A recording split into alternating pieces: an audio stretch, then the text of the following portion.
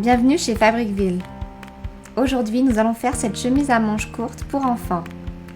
C'est le modèle Meckers N6972, réalisé ici en coton imprimé.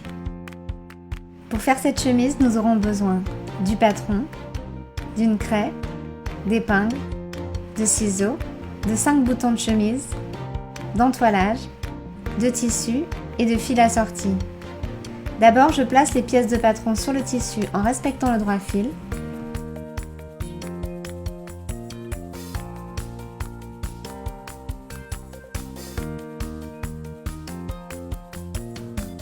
Puis je coupe.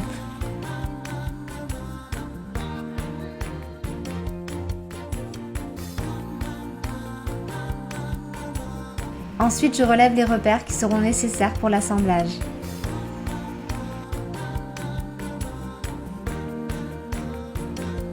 Je vais entoiler les 2 parmentures et une pièce de colle.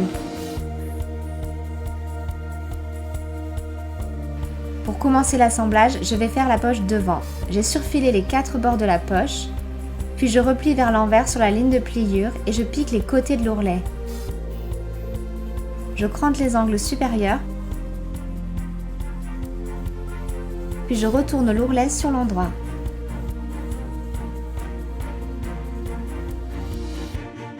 Je presse l'ourlet et les marges restantes repliées vers l'envers, puis sur l'endroit je vais piquer le long de l'ourlet.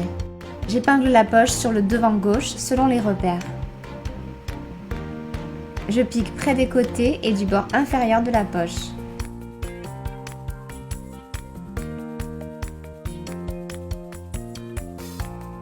Maintenant, je pose les devants sur le dos, endroit contre endroit.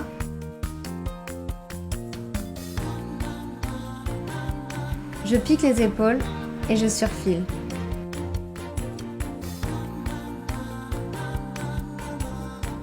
Puis je presse les marges couchées vers le dos. Toujours endroit contre endroit, j'épingle la manche sur le bord de l'emmanchure en faisant coïncider les repères.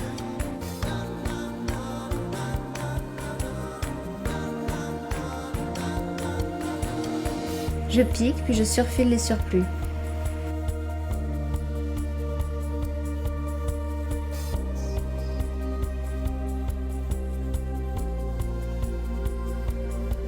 Je vais à présent épingler le dos et le devant aux côtés, endroit contre endroit, ainsi que la couture latérale de manche.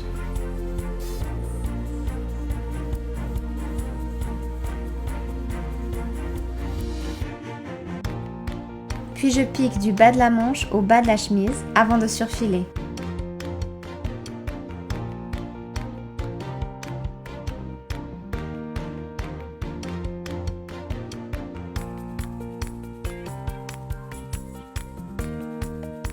Je peux maintenant faire l'ourlet de manche. Je plie l'ourlet au fer selon la ligne de pliure qui est à 3,2 cm. Je remplis l'ourlet et j'épingle.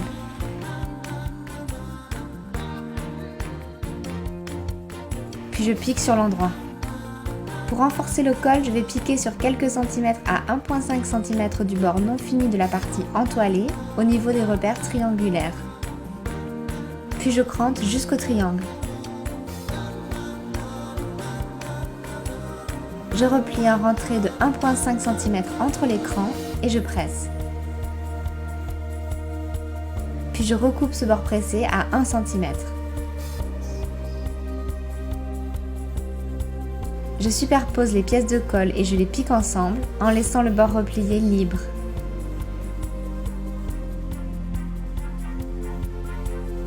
Je recoupe les surplus.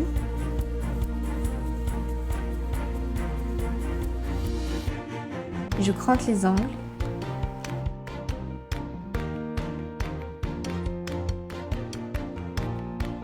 Je retourne le col sur l'endroit.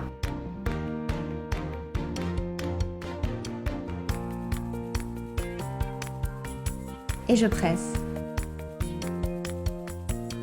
Puis je bâtis les bords non finis ensemble.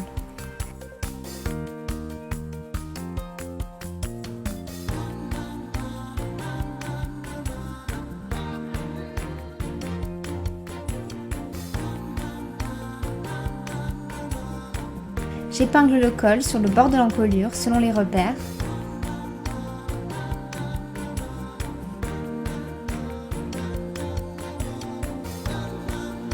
Puis je bâtis.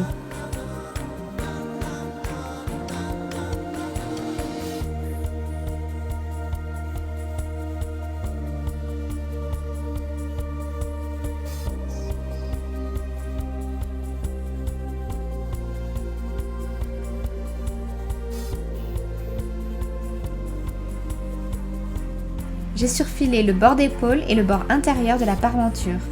Et je presse le bord d'épaule de la parmenture sur 1,5 cm vers l'envers. J'épingle la parmenture sur les bords de l'encolure et du devant.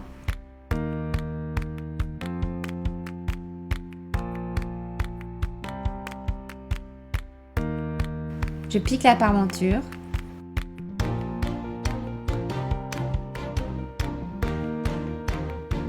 Je pique également le col en laissant le bord replié libre.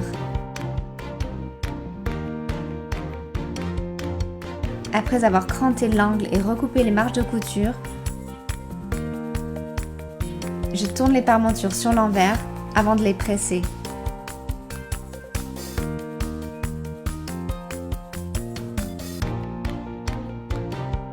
Je crante les surplus du col au ras de la parmenture.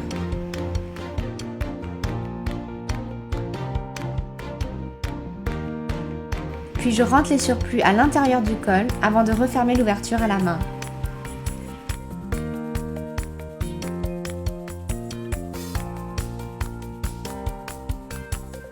Puis je couse également à la main le bord pressé de la parmenture à la couture d'épaule.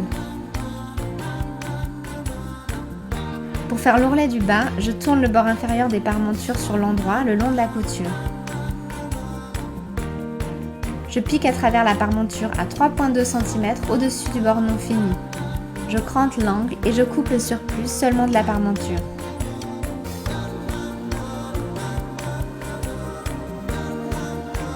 Je rabats la parmenture vers l'intérieur.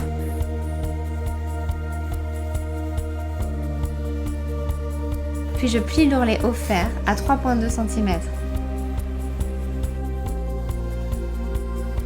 Je remplis l'ourlet avant de piquer sur l'endroit.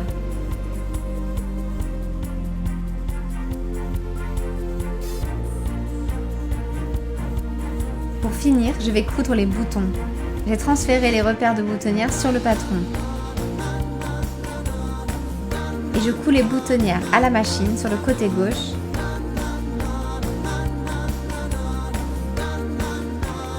Avant de les ouvrir au ciseau.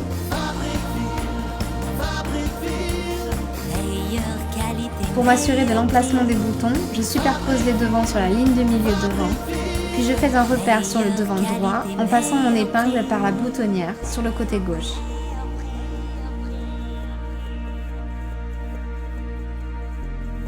Et enfin, je couds les 5 boutons de chemise à la main.